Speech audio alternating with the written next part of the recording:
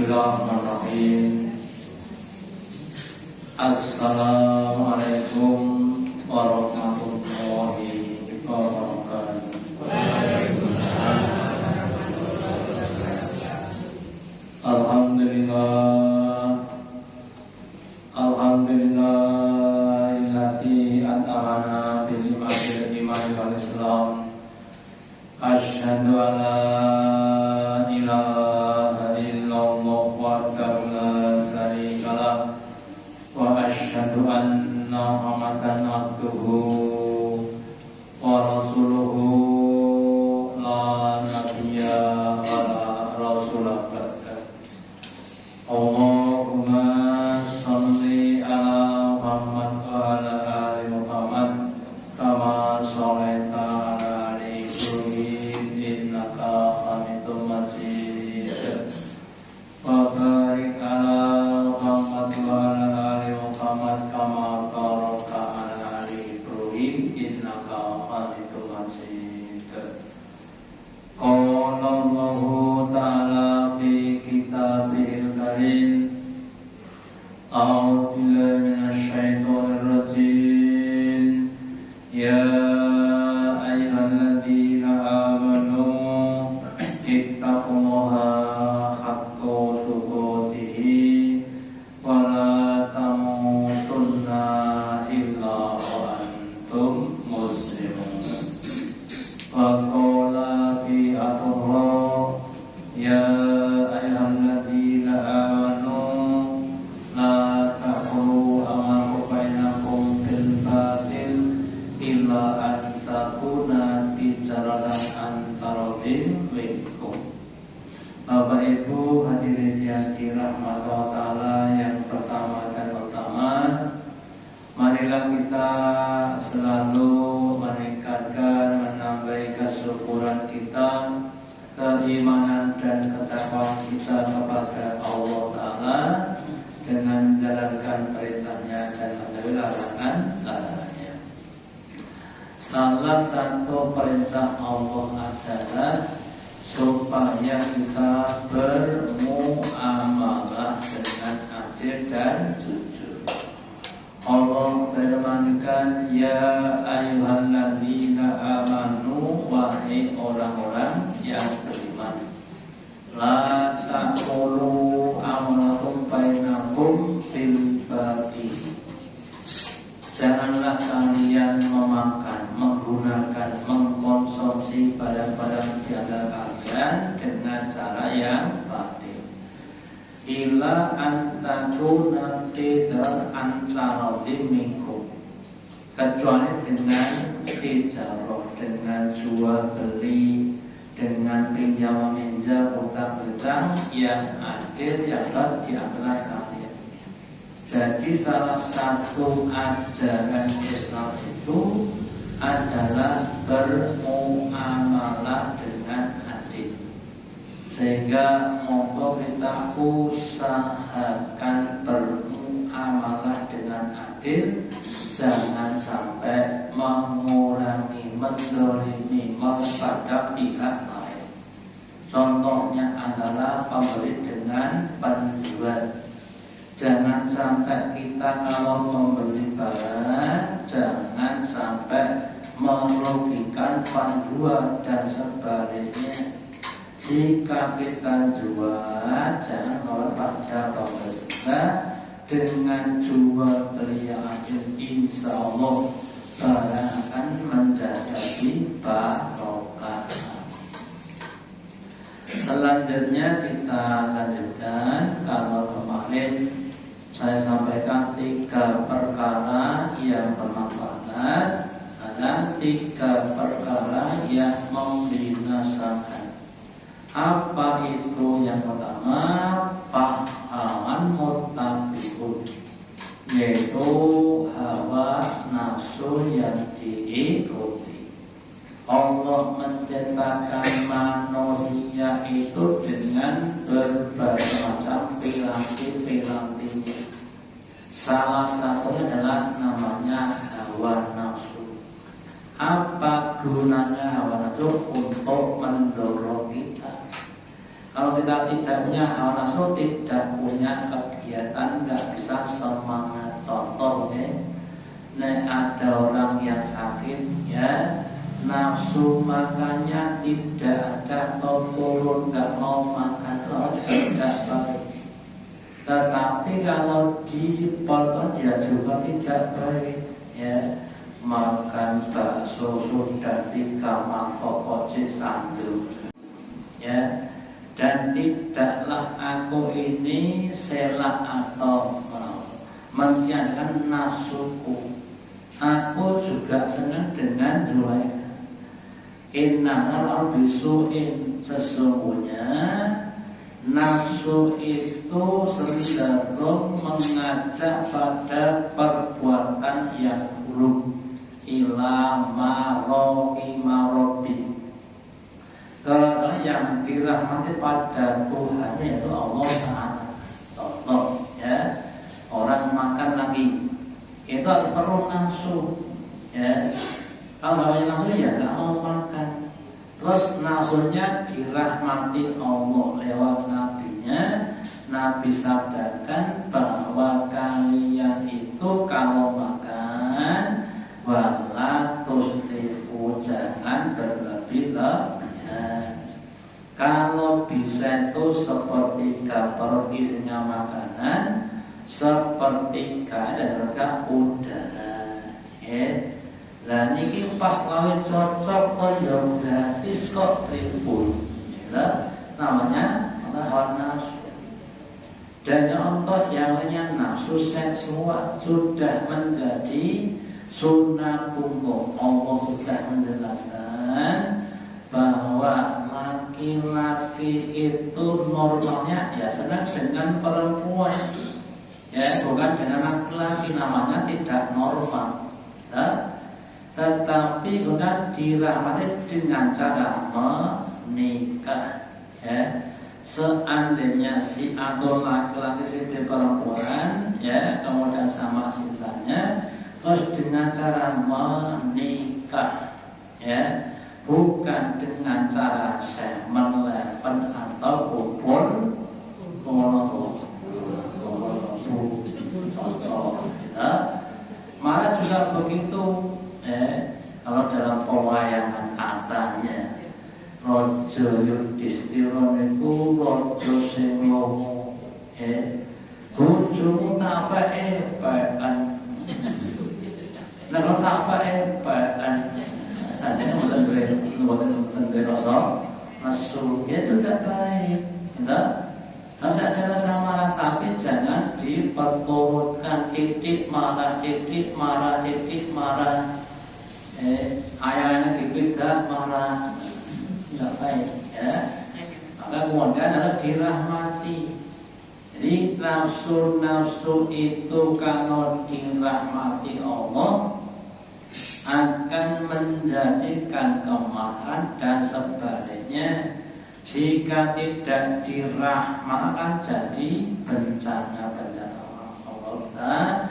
Jangan diperturutkan nafsunya, tapi dikendalikan. Kalau kita patahkan jadi binasa ya. Terus kemudian di dalam ayat sudah dikatakan Allah dengan nada bertanya, apakah lahu hawamu? Adakah tidak kalian melihat kepada orang yang dia menjadikan Tuhannya itu hawa nafsunya? Hawa nafsu dijadikan Tuhan yang diperturutkan, yang disembah, yang diperturutkan. Bahwa Allah ilmin, dan Allah itu menyesatkan dia atas ilmu, meskipun dia orangnya pintar, tapi kalau dia itu mempelan hal itu nanti akan jadi sesat. Ada orang saking ahlinya, pinternya dalam bidang agama, terus kemudian dia makan barang yang haram. Diingatkan, bukankah itu haram? dalil rapopo istighfar. Namanya hawa nafsu, ya. Atau nanti yang lainnya banyak dari kalangan ulama yang dia ketika memperturunkan anak dan jadi binasa. Lah kalau yang pintar saja bisa binasa, apalagi yang bodoh, ya. Jadi siapapun orangnya pintar atau bodoh, kalau memperanakan jadi binasa. Kemudian di dalam Islam itu diajarkan cara untuk mengendalikan hawa nafsu, contohnya dengan puasa. Ya, kemudian apa itu? Jadi nafsu-nafsu itu kalau dipatulkan membuat kita jadi binasa. Kemudian pentingnya kita itu berdoa. Untuk apa? Untuk supaya kita mampu untuk memelihara hawa nafsu kita. Sebagian doa yang diajarkan Nabi kepada kita adalah Allahumma inni a'udzubika. Ya Allah, sesungguhnya aku berlindung kepada Engkau minal azzi wal kasali, dari lemah dan malas. Kadang-kadang merasa lemah, kadang merasa malas. Janjane umurnya lagi 20 tahun. Nek Ramadan orang ndang seket. Mereka kena penyakit malesia, males, ya atau yang lainnya. Sekedar untuk bandingan, ya, Allah sampai berfirman dalam surat Toha tentang Nabi Adam, walaqad ahidna, dan sungguh kalau sudah pada Adam, walam najid lahu azman, tetapi kami tidak dapat jatuh orang yang bersungguh-sungguh. Wong sak suwarga kabeh ento tidak hati ujub mong kejaba satu saja. Ngomong kaya ora kuat, kira sak supermarket kabeh peken kabeh entuk buku mulih kejaba tas kresek iki. Maka saya dikira tas kresek iki, ya. Kita selalu mau ibunya bangun dan kami hormati yang namanya ngaji itu sekarang, Pak. Pakai apapun bisa, langsung dan tidak langsung. Ajengan ke YouTube bisa, TikTok bisa ada, gitu. Pakai apapun bisa, atau yang lainnya, ya. Kita maunya apa? Sholat imam juga begitu. Maunya kita usahakan berlindung dari kelemahan dan kemalasan.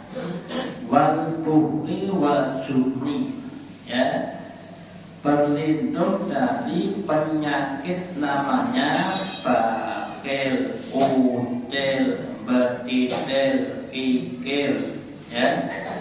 Jangan sampai kita udel. Kenapa? Kalau kita udel itu tiada lain oleh kepada pribadi kita sendiri. Karena Bapak Ibu, orang yang dia berderma infak sedekah bukan seperti orang yang menanam. Semakin banyak yang disedekah, semakin banyak yang ditanam. Ada akan semakin banyak mengetam atau panen dan sebaliknya. Kalau tidak pernah menanam, ya kapan panennya? Gitu loh. Nok basok Pak, ya edit.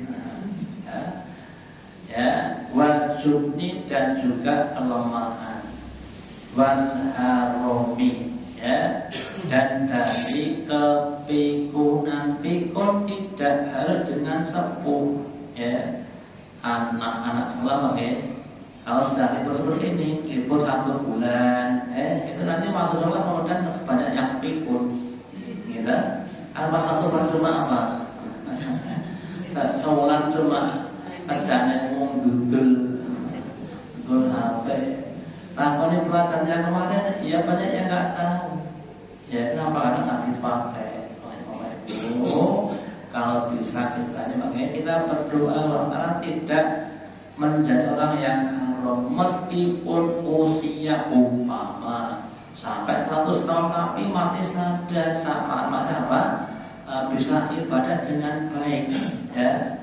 Jangan sampai nanti ya maaf saja umur pada 30 tahun wis haram ya wis pikun kan suatu yang perlu kita wa adzabil qabri dan dengan azab kubur. Terus Allahumma atina sidqan wa ya Allah berikan pada pribadi takwa rasa ketakwaannya. Jika kita lebih takwa akan lebih bagus. Setiap melihat peluang ada kebaikan terus kita dengan semangat untuk mengerjakan.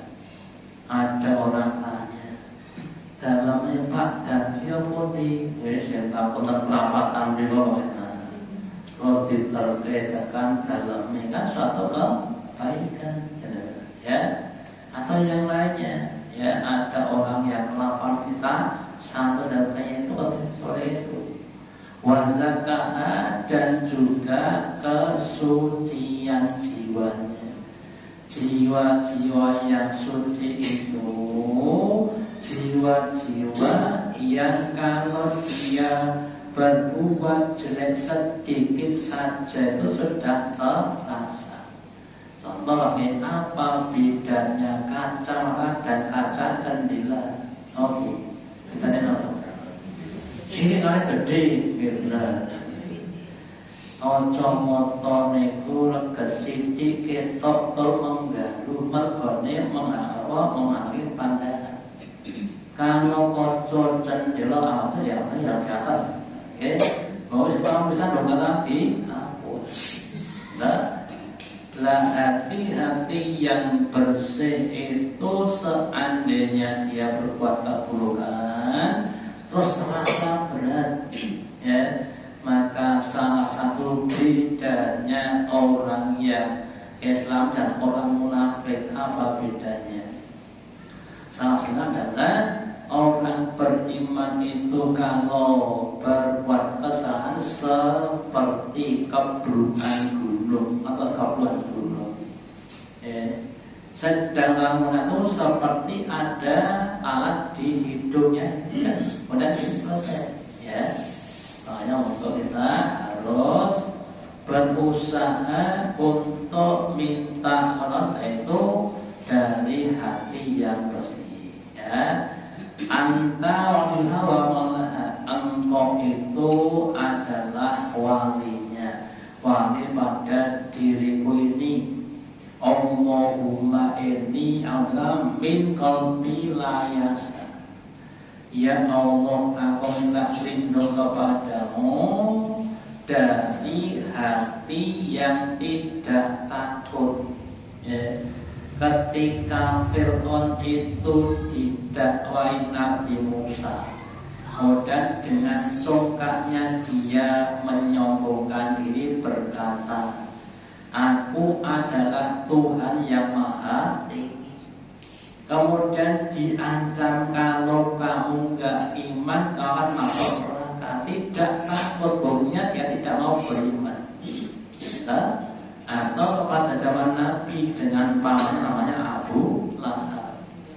Wahai paman Abu Lahab, jika engkau tidak iman engkau akan dimasukkan di neraka. Kemudian dengan congkaknya jawabannya wahai Muhammad, jika engkau katakan itu benar aku akan masuk dalam neraka, maka akan aku tebus dengan hartaku dengan keluargaku. Ya, turun ayat tabat ya itu. Meskipun hartamu sebanyak bumi seluruhnya itu emas, untuk nebus kamu tidak akan dapat Lah hati-hati yang yahsa itu akan cenderung pada ketaatan. Contoh lagi, ketika kita akan berbuat suatu keburukan, contohnya apa? Contohnya sing umum iku jenenge ngrasani. Orang takut, wah, nek aku ngrasani seperti lele pak, kira bakno. Lele pak niku pakane wak mentah. Allah firman dalam Al-Quran, orang yang ghibah rasa seperti lele pak memakan daging saudara yang sudah mati. Terus jadi wedi anggone ngrasani. Kemudian wa minallah tasbih, dan dari jiwa yang tidak pernah kenyang, ya, ada orang yang punya penyakit namanya rakus isma. Rakus isma niku ya pokoknya rakus itu sudah punya harta yang bertriliun-triliun masih rakus, masih nyengapaken tambang yo dimplok, tambang tambang nikel, tambang berat dimplok, nikel dimplok, pulau dimplok. Melainkan dia tidak punya rasa kenyang, ya. Bahkan Nabi juga sabdakan manusia itu kalau yang tamak rakus seandainya boten mek sak toko sak lembah niki gunung kan ada lembah itu. Sak lembah isine emas kabeh. Niku pengen rong lembah. Rong lembah ya pengen telung lembah. Dan tidak akan puas nek durung dilebokke tenggene tanah. Atau nek tanah slep pak mati lagi puas. Kemudian yang terakhir wa tawakkil istajabula, dan minta lindung dari doa yang tidak terijabah. Ini semuanya berbuat dengan nafsu-nafsu tadi. Nah, kalau kita sudah minta lindung, semoga nafsu kita dikendalikan oleh Allah Ta'ala, ya. Ketika akan marah, dan ingat terus tidak jadi marah. Allah sangat-sangat suka melihat seorang hambanya yang mampu menahan kemarahannya ketika dia mampu melampiaskan itu ditelan rasidun nesu. Itu adalah suatu hal yang sangat luar biasa. Luar biasa, bukan bu menahan marah. Gitu mau nek saya sudah termasuk lo gitu mau, nek lagi marah mau kemudian kita usahakan untuk tidak melakukan dengan semaunya. Itu yang pertama. Yang kedua, kikir yang diperturutkan. Itu ini termasuk orang pertama yang membinasakan. Apa tau pikir itu suatu sikap atau sifat merasa iman yang berlebihan kepada harta yang dimilikinya, ya. Maka di dalam surat At-Taghabun ayat ke-16 Allah katakan fattaqullaha mastata'tum, maka takwalah dengan sekemampuan kamu, wasma'u wa ati'u, dengarkan dan taatlah, wa anfiqu dan infakkanlah. Itu khairul li anfusikum, semuanya itu akan mendatangkan kebaikan kepada pribadi kamu. Man yuqatu nafsihi, dan barang siapa yang dijaga Allah dari kekikiran hatinya, Mereka adalah orang-orang yang muflihun, orang yang beruntung. Nah kalau dibalik yang tidak dijaga berarti orang-orang yang buntu, orang-orang yang rugi. Kita bisa sampaikan, infak itu hakikatnya ya untuk kita sendiri, ya. Semakin banyak kita infak, semakin banyak tanaman-tanaman kita. Kemudian akan semakin banyak panennya, ya. Terus ada orang soleh atau ulama berpendapat, harta itu jangan dimasukkan di dalam hati, cukup kamu pegang dengan tangan saja. Nek dilebok pengen hati gue, niku kemudian nek metune kangelan, tapi kalau dicegat ke sini itu nanti gampang, ya. Terus yang kedua, rezekimu itu bukan yang kau miliki tapi yang kau nikmati. Punya mobil 25, mobilnya anyar kabeh, soyo mewah kabeh, sing ditumpahi pinter.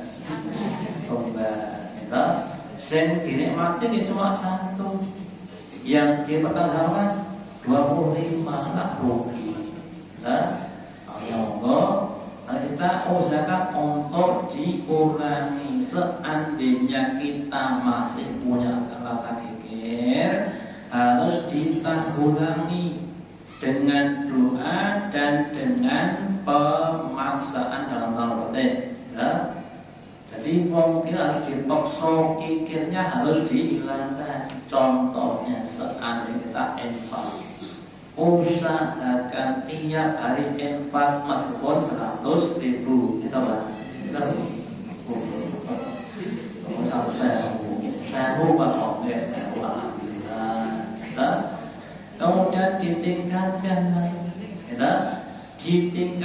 menjadi berapa, monggo terserah, 2.000 monggo, 5.000 silakan, 200.000 monggo, yang penting apa saged Allah, saged istiqomah, gitu.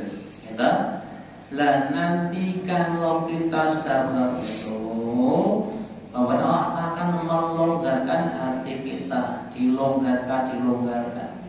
Seperti orang-orang Ansor, sahabat Nabi di Madinah, sampai dia itu mau untuk apa yang dia minta kepada saudaranya di orang-orang Muhajir. Ya, ada sahabat Nabi berkata, uang yang ada di kantongku ini, hakku dan hak temanku itu sama-sama berhak untuk menggunakan. Uang yang ada di dompetku ini, hakku dan hak temanku sama-sama berhak. Ini saya monggo nanti memang pakai awal itu prosesnya. Terus meningkat. Ada orang tapi sekitar tahun 80-an ya. Dia itu setiap satu Pak, infaknya 5 juta tahun 80-an. Tidak setelah 5 juta. Itu dirutin setiap satu. Terus ada orang yang minta dikasih, terus dilihat itu jangan dikasih. Kenapa? Karena tidak wadah Tuhan. Loh, kalau saya tidak ada orang yang minta, malah saya kesusahan. Ya banyak malah kesusahan. Ya biar dia minta tak kasih. Ya saya kan tidak kesusahan untuk membagi harta saya. Itu memang mentalnya di hari tadi. Ya, kalau kita jangan memperturutkan kepikiran yang ada.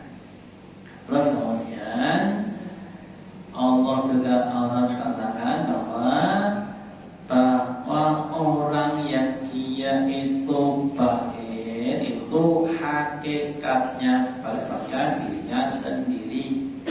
Orang punya sawah 5 patok 5 petak, Ditanya cuma satu petak, ditanya tetangganya, loh kenapa cuma yang ditanya satu petak? Ndak kakean ragat. Ya.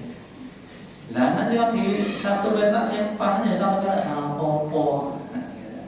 Setelah panen dua sampai petak terus dulu.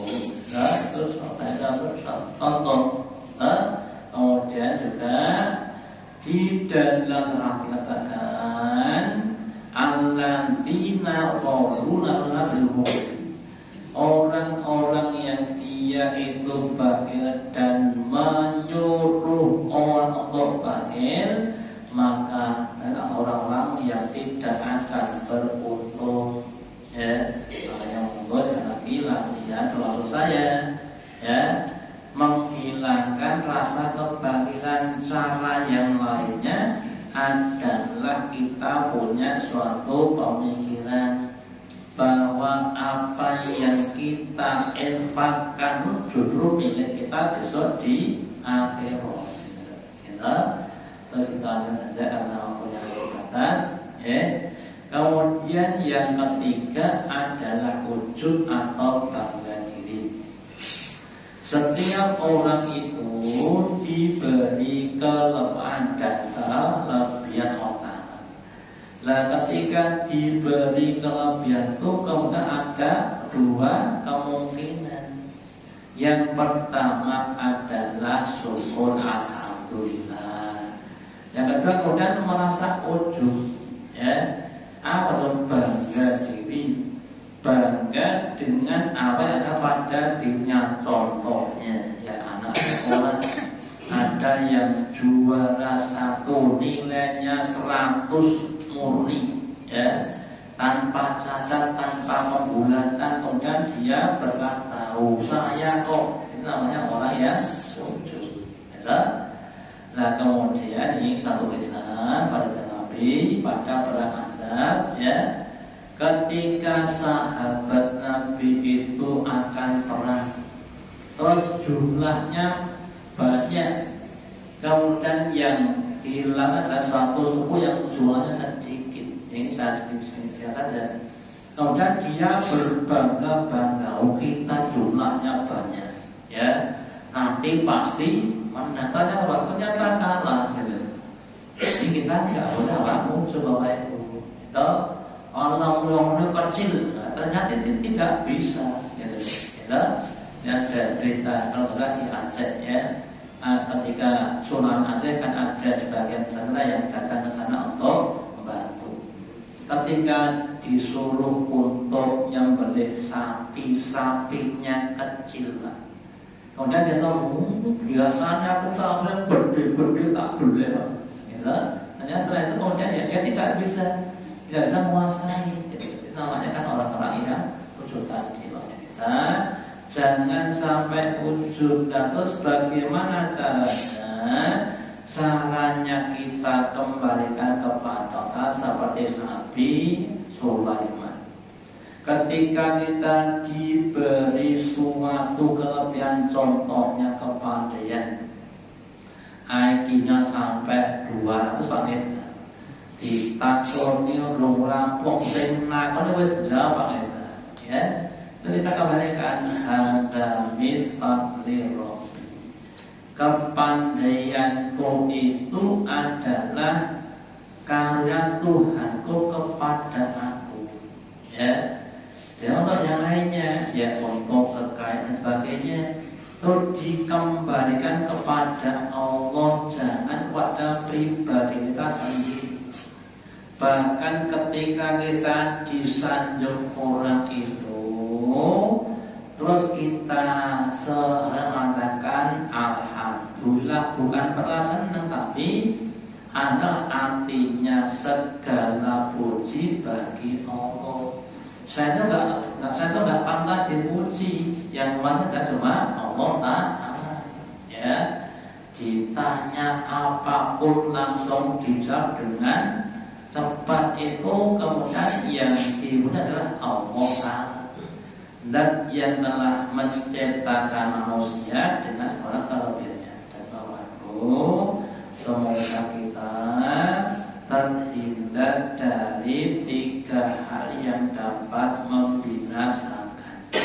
Yang pertama apa? Yang pertama, mengikuti hawa nafsu, yang adalah kikir, yang adalah muncul. Sebab kita dihidupkan dari dua perkara yang dapat namanya kebinasaan.